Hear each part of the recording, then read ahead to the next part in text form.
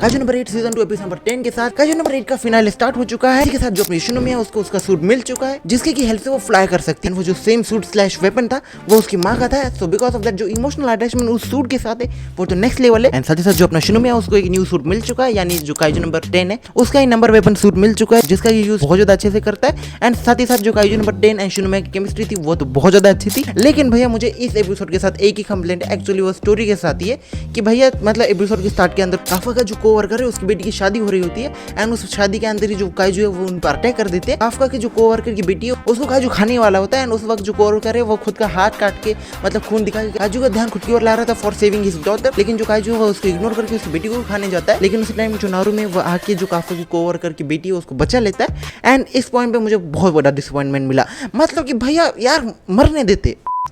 मेरा था कि अगर वो कैरेक्टर वो बेटी मर जाती तो फिर जो इमोशनल इम्पैक्ट आता कि भाई हाँ हमारे सारे के सारे कैरेक्टर्स है पावरफुल, लेकिन वो हर किसी को नहीं बचा सकते, जो कि इतना ज्यादा इमोशनली हिट होता कि भाई पता चलता था कि इतने बड़े देश के अंदर जब तुम इतने बड़े मॉन्स्टर से फाइट करते हो तब तुम हर किसी को नहीं बचा सकते। एंड भाई साहब जो इमोशनल हिट मिलता है उस पॉइंट पर वो ऑथर ने मिस कर दिया। अल तो मैं ये भी समझता हूँ कि ऑथर का रीजन ये था कि उसने कोई होप देनी थी, तो बिकॉज ऑफ दैट उन्होंने वो दिखाया। लेकिन भैया अगर वो जो डार्क टोन में चली जाती तो जितना रियलिज्म मिलता, मतलब कि साला वर्ल्ड वॉर 2 को ले लो तुम, कि वर्ल्ड वॉर 2 के अंदर जो सिटीज है वो प्लेन हो जाती है जबकि बस इंसान फाइट कर रहे होते हैं। यहाँ पे तो तुम भाई काजू से फाइट कर रहे हो जो इतने बड़े जायंट मॉन्स्टर है।